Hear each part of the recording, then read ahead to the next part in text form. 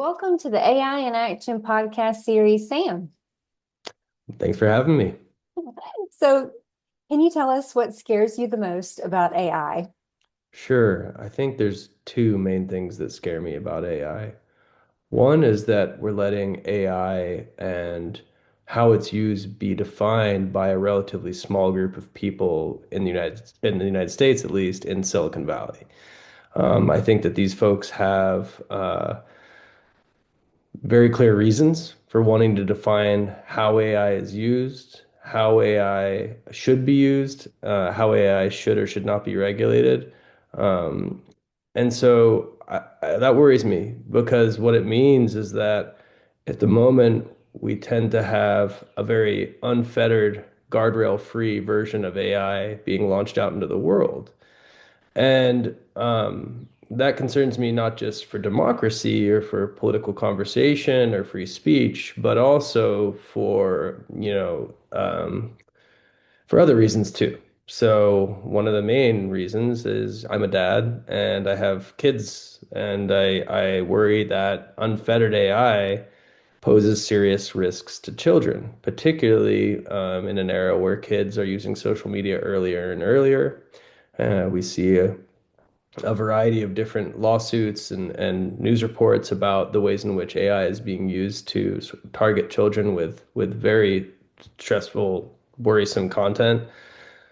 And so that's a big thing for me. The other thing is I think that there's this perception that Silicon Valley tries to sell us, which is related to free speech, as I mentioned earlier, which has to do with this idea that with no regulation, free speech will be more successful. And all the work that I've done on computational propaganda, showing that top-down manipulation campaigns are able to control speech on social media, what I've seen is that unfettered use of tools like AI leads to less speech for regular people and more privileged speech for very few. What do I mean by that? Well, when AI gets deployed as a mechanism of control on social media to amplify people's posts or to put out Gen AI micro-targeting content, it's oftentimes very useful at manipulating trends and manipulating the algorithm for the benefit of the people who use it. And that means oftentimes the people who have the most resources, the most money, the most know-how. And so what that means is that what we end up looking at, what the trends are, what the recommendations are, what the news media end up reporting on, is this manufactured version of what's true that is in part manipulated through the use of AI. And that's very worrisome to me. So I think for the sake of a true open marketplace of ideas where all Americans and all people across the world are actually able to, yes, sure, go viral or share content online, but also to actually be able to speak in a space and learn in a space and participate in civic life in a space that is genuinely free. I mentioned another thing. The second thing that I'm really worried about when it comes to AI beyond sort of Silicon Valley's control of the narrative right now. The second thing that I'm particularly scared about when it comes to AI is the way that our adversaries abroad are leveraging AI. The United States has, for the last several years, been investing a lot, of course. We have some of the leading companies in the world when it comes to generative AI. But there are a lot of reports that China in particular is outpacing the United States when it comes to the use of AI for its own means and ends. China is probably top of mind for a lot of people, given the president's recent visit to China and a lot of discussions about the capacity of AI and technology in that country. I think that we should all be thinking a lot about what that means for the world, what that means for sort of like this for the technological arms race, for politics, for our perspective about what democracy is, or whether or not more authoritarian uses of technology to control public opinion, sure, but also to do all manner of other things that are illiberal or antithetical to the sort of the culture and values of the United States and the West. I think we should be worried about that. I know that we have we're going to probably talk a little bit later about democracy and the ways that AI challenges democracy. So I'll hold off on one more point for that. Yeah, well, it's such a great kind of intro overview. I remember when the internet and social media started becoming a thing, back in our stone ages 20 years ago, Yeah, it yeah, was like, wow, this is democratizing information. Everyone's going to have a voice. This is a good thing. And then I've spent the last 10 years researching how all that got weaponized and like all the bad stuff. So you gave a great overview. I think that a lot of people aren't aware of in terms yeah. of who controls what. And it's not an equal voice for everyone. That's right, Hannah. And I think that there's what gets presented to us at face value, which is still that kind of idea of social media being the open marketplace of ideas, but in reality, it's anything but. Not just because of all the noise and slop, but also because there's a lot of folks that use social media and have a lot of resources that are working to try to control public opinion through that mechanism. So, what are you hopeful about when it comes to AI? Look, I think AI presents so many fantastic possibilities for people, for humanity, for demo even for democracy. Um, I'm wary that we don't spend enough time thinking about sort of the middle path road, the sort of moderate's view of how AI might be used. We tend to hear a lot about from really overly hopeful people, again, evangelists from Silicon Valley who are kind of like AI is going to solve all our problems. It's going to replace the whole workforce, this and that and the other. And on the other hand, hearing from the doomers who are saying that AI is the next nuclear weapon. I tend to take that more moderate path, and I tend to think that AI has the potential to streamline a lot of processes that have been very messy and very bureaucratic. The advances that AI is enabling, for instance, in medicine, are amazing. Just the sheer capacity to finally go through big sets of data, which we couldn't really do 10 years ago when everyone was talking about the hype around big data sets, to now be in a time where we can actually parse those big data sets and say something valuable from them. That's amazing. On the flip side of that, though, is like this kind of unjudicious, willy-nilly releasing of AI for everything without actually thinking through whether or not it's actually better at doing certain tasks than people or other technologies or tools.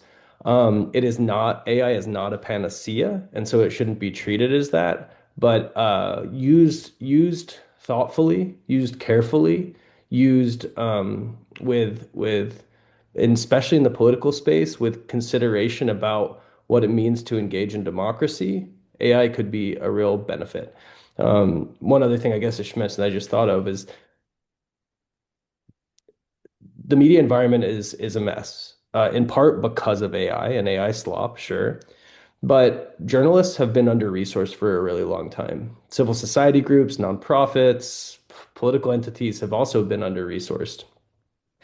We should be asking ourselves what ways AI can serve as a connector, as sort of like the stitches in a patchwork quilt, not necessarily to supplant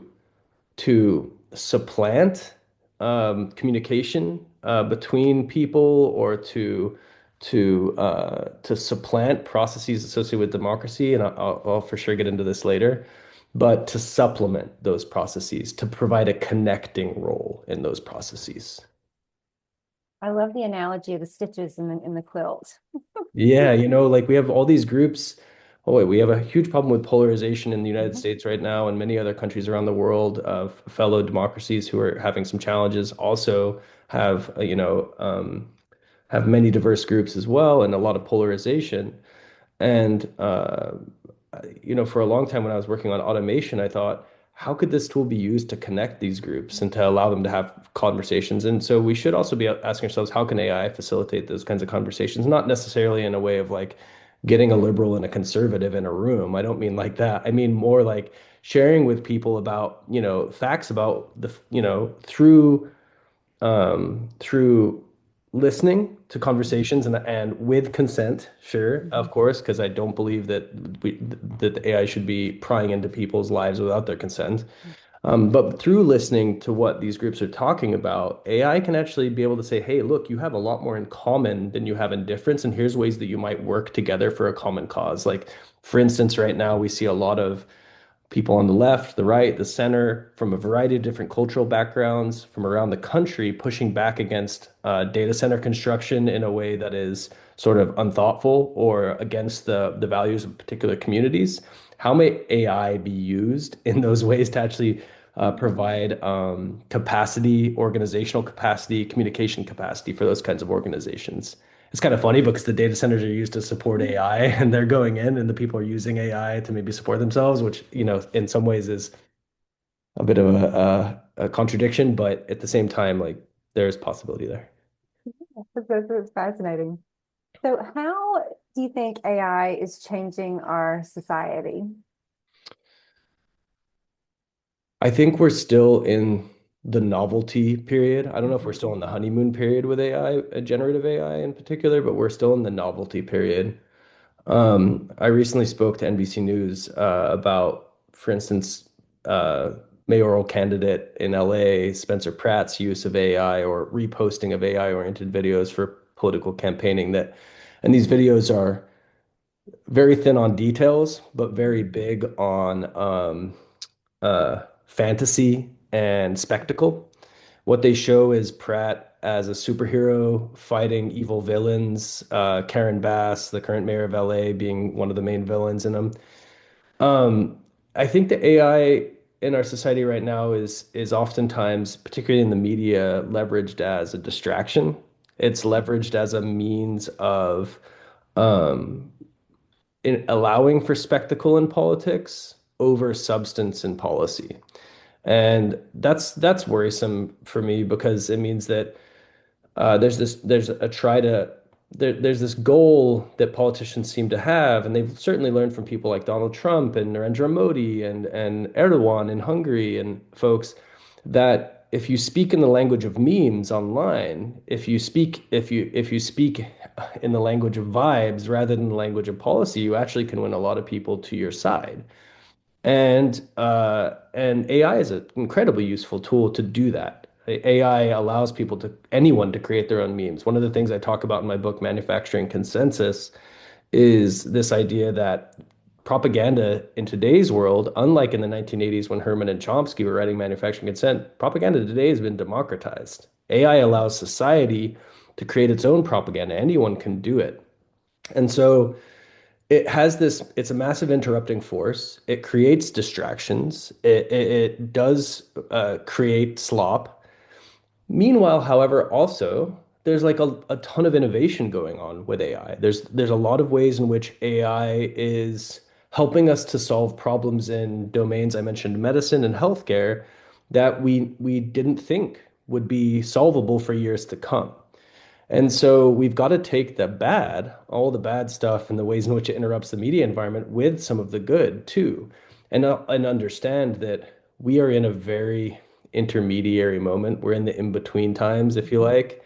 And I'm wondering if it seems to me that people are getting really tired of all the noise online. They're getting tired of all the slop, and polls show that people are very tired of polarization, not just in the United States, but also in Washington and other spaces too. And so I think we're starting to see some course correction, and I hope that we will see people from the ground up push for the use of AI in a way that's more beneficial for democratic society than just for a few key actors in places like Silicon Valley. Yeah, it's definitely impacting all of us. Like you, I'm hopeful Yeah. that folks will kind of recognize it and do what they can to kind of course correct, even if it is just in their own life, in their Yeah, own little sure. bubble, you know. Yeah, of course. And I think you put your finger on it, right? Which is that there's no one in the world really, even people that don't use the internet, that have not been affected at this point by AI, by generative AI. And so we didn't necessarily create the problem. The problem was created by technologists who, wanted to innovate for particular Mhm. reasons, especially, number one of which is to become incredibly wealthy. But we've got to help to fix the problem, and that's oftentimes the way. We get sort of regular people get saddled with the load of having to address this in a day-to-day life type way with our families and with our friends, because what the psychological research shows is that when it comes to actually changing people's hearts and minds. That, the internet's a powerful tool, conspiracy theory is powerful, all these things are powerful, but what's the most powerful? It's actually connections with loved ones and family. And so it's a powerful antidote to have these kinds of conversations and to think through carefully how we're using them among ourselves. And that connection, that's sort of where I didn't mention this earlier, but I should have, like, that connection, the capacity, the ways in which AI is actually pushing us to force ourselves to go back to connection with each other and making us realize we don't want to be so connected with tech. That's one of the biggest benefits of this technology. Yeah, it'll be fascinating if we, in some ways, become even more in touch with our own humanity in this kind of technological wave. Yeah, and sometimes it's funny the way in which, it's a backfire effect. The technologists would certainly hope that that's not the case, but I'm absolutely seeing a lot of that. I spend a lot of my time in my own work studying propagandists and talking to professional propagandists who use social media to try to manipulate people. My work in the last few years has been focused a lot more on communities and what I'm seeing in those communities across the United States, again, like across political lines, across professional lines. And all sorts of other things that divide us, or that actually like a lot of people are seeing this moment as a moment to come back together and to connect, and people are taking it into their own hands because they know that social media companies and folks in Washington aren't necessarily able to get policy done right now that's going to protect us. So my big hope right now is in people. So, what do you think people misunderstand about AI? That's a good question. A lot. I'm by no means a computer scientist or a mathematician, and so I certainly myself don't understand aspects of AI in a scientifically deep way. I'm a media expert. I'm a expert on the political use of technology, and so I'll speak to that. I think people misunderstand both both how dangerous AI is and how useful it is. I think people tend to overstate both things for the sake of shock value. There's a lot of pundits out there who are cutting their teeth on doing one or the other to either say this tool is the best thing ever or this tool is the worst thing ever. In reality, in my mind, it's still just a tool. There was a couple Princeton computer scientists who wrote about this idea of AI being functionally a normal technology. And what they meant by that is that AI will be a technology that's defined by the constraints that we place as a society upon it. So one of the biggest things I think people misunderstand about AI is that AI is a runaway technology, that it's just going to do what it's going to do without without a care for what we want as a society. In fact, and this comes from, several years of research talking to the people who make AI systems, who use AI for politics. There's a desire among people who use AI in politics, the people who build AI, for guardrails on AI. Mhm. We've of course seen that through, the conversation that's happening at the top at Anthropic, the sort of the wars that are going on between the perspective of OpenAI and Anthropic, but also further down the chain, there's a lot of desire for sensible regulation, both private and governmental regulation of this technology, to use it in a way that to let's see, not to use it in a way, but to put guardrails on it in a way that is beneficial for democracy, for society, for regular people. Um, it's weird, we've entered this world lately where regulation is a bad word of any kind, but it's just important to remind people that all of our other technologies, media technologies, have been regulated in some way, shape, or form. Mhm. That includes things like television, that includes things like the radio, which are very different than AI. Just Mhm. because AI seems complicated, just because it is sold to us by some very, very smart people as being a runaway technology, Doesn't mean that's true. Doesn't mean that it's actually not just a tool that we can actually control. And then one other thing I'll say is that uh, the singularity is not here, despite what many people say. And I wrote a piece on this in The Guardian. Um, the computer scientists and AI experts that I trust the most have a perspective that the singularity is not close, that it's not here, and that we're not actually close to achieving artificial general intelligence. We've heard from people like Sam Altman saying things like AGI has been achieved, Mhm. but then he had to backpedal and he said, "What I mean is that AGI has been achieved, that it feels like it's been achieved, or some such thing like that." I can't remember the exact words that he used. He's like, "In spirit, it's been achieved," or something like that. But technically, it has not. And so that's another thing I think we should focus on. There was a great article a while back in the Financial Times that talked about the things that are limiting AI. It talked about mathematics, like we don't have math is not advanced enough to allow us to do some of the things that we think we want to do with AI. So math has to catch up. Data storage, we also don't have enough data storage, and a number of other things that are basically limiting AI. And so Gen AI itself is expected to hit a wall fairly soon because of these limitations and TBD on whether they'll be able to be overcome. So how do you think, AI has the potential to impact democracy? I know we've mentioned lots of things, but I guess what's kind of on your radar for like, Mhm. AI impacting, potentially impacting democracy? Sure. Again, not to beat a dead horse, but like any media technology, I think that AI has the potential to do beneficial things for democracy and to do harmful things to democracy. On the beneficial side, I've already sort of talked about the ways in which AI can be connective. I've talked about the ways in which AI can be leveraged as a mechanism to facilitate community connections, grassroots connections, to help people to engage in politics more effectively. On the other side of that, and really interrelated, is a fear that I have about AI being used to supplement the deliberation part of democracy, the conversational part of democracy in a way that it's actually not beneficial.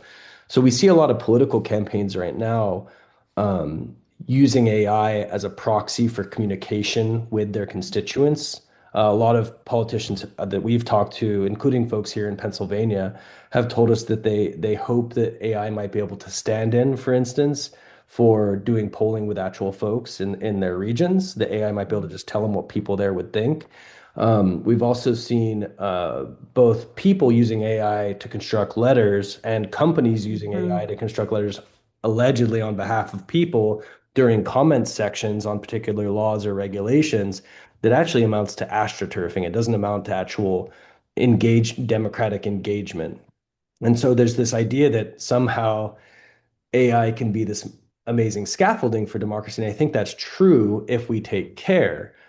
What I worry about is that if we do it the easiest way possible, that what it amounts to is getting rid of the part of democracy that is, sure, it's messy, it takes a long time, it is, as I said earlier, deliberative, but is actually integral to truly creating an understanding between the people and those that govern them, that they elect to govern them. Um, at the end of the day, a lot of what I've been seeing and what my research team has been seeing is that AI tends to tell the politicians what they want to hear, and it tends to allow them to tell themselves what they want to hear when they use it as an astroturfing tool. I would point people towards a recent LA Times article that I provided comment for about the Southern California Air Board. There was an organization that helped to create 20,000 comments during a comments period that they had on a proposed tax on gas stoves. On the one hand, what we had was all of these comments come in during this comments period that looked like they were coming from real people. They were real people's names. But when the reporters dug a little deeper, what they realized is that AI was actually being used to generate both the content and the actual comments themselves. And so And the company behind it, CiviClick, they claim that this is better democratic engagement. But when the journalists went back to the people who were supposed to supposedly commented, they said, I never gave my name to Mhm. this comment section.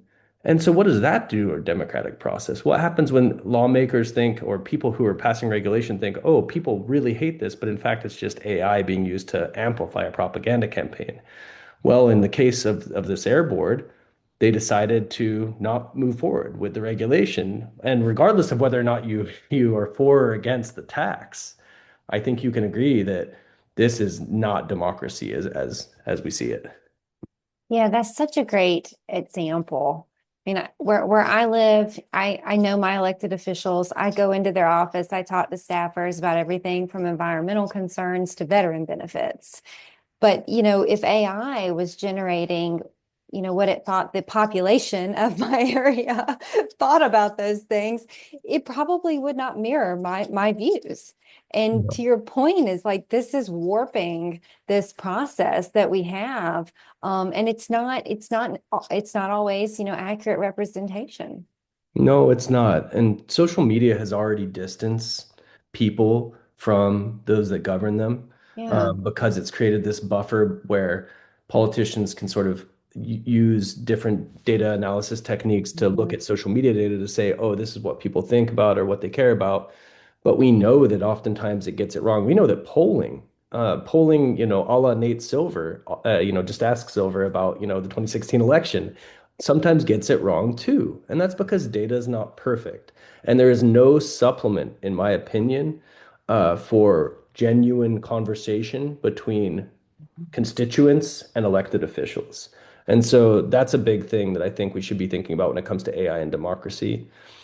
I wrote a piece in Journal of Democracy about this, so if people are interested, they can check that out. Well, I talk about a couple other things in that piece. One is the ways in which AI might continue to degrade our media system if we don't do more.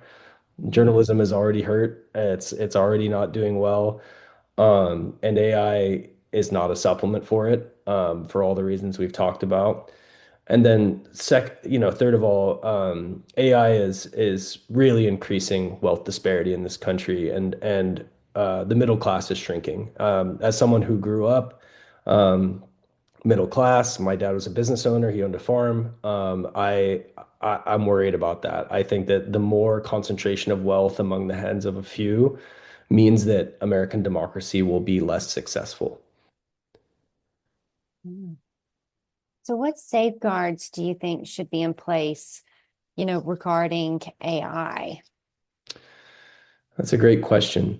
I think first and foremost, the AI companies themselves should be setting up clear and implementable regulations.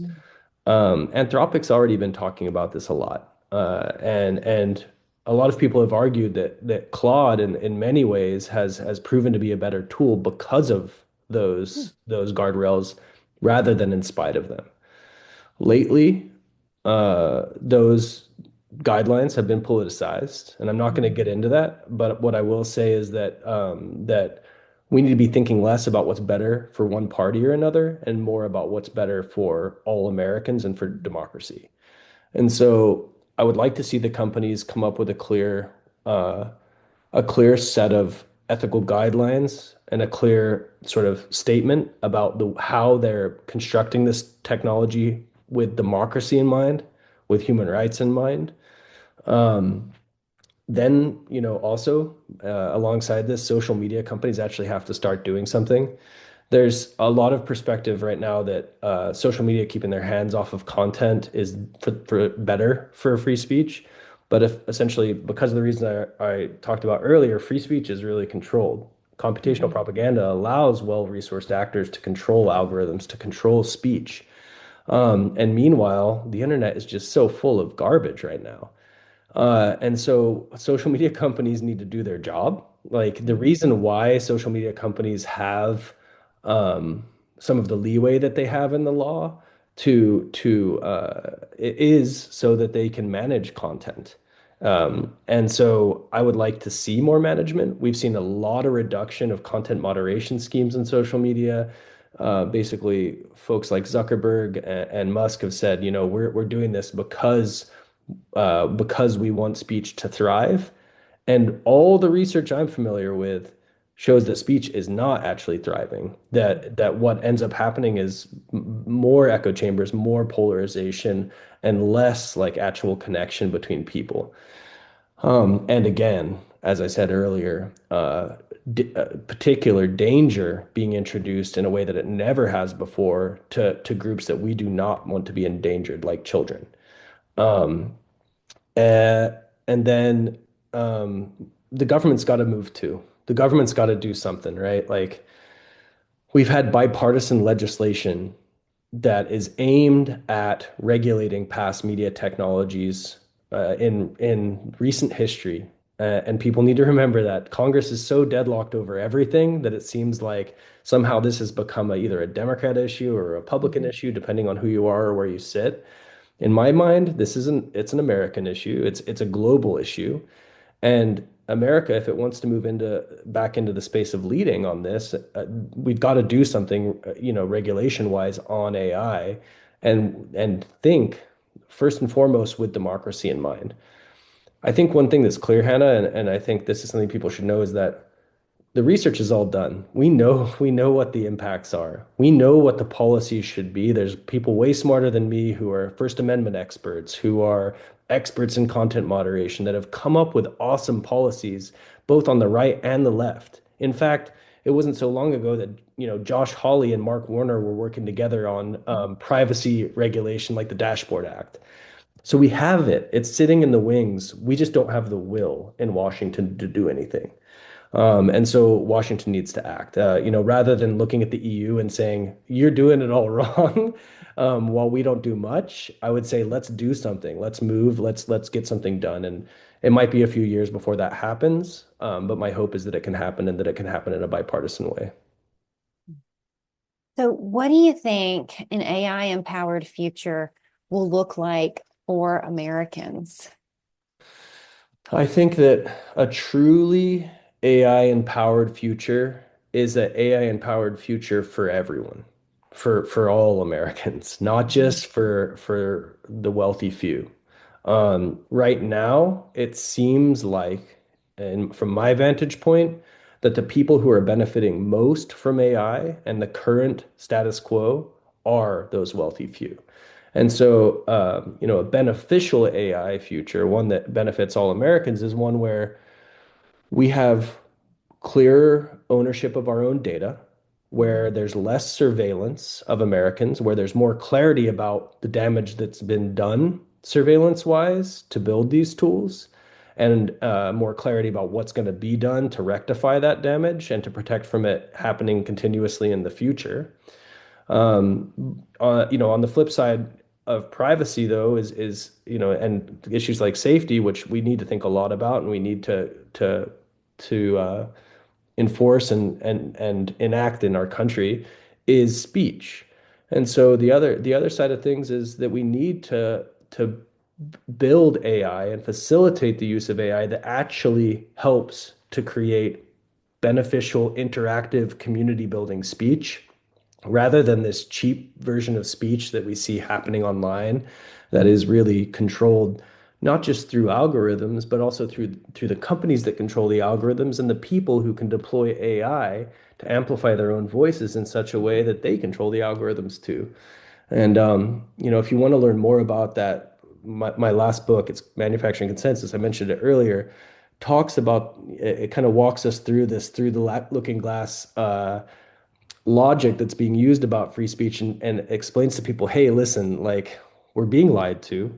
It's not a conspiracy theory. It's actually a conspiracy, and we're being lied to about how speech operates online, and we need to wake up. And in order to wake up, and in order to have AI be work for the benefit of society and for all Americans and for our well-being, we've got to push back against some of these narratives that are narratives, but also the action behind them that are being sown.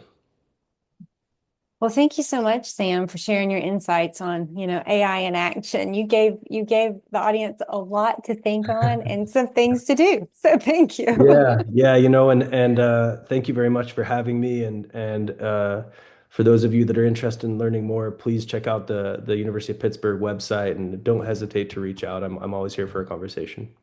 Thank you.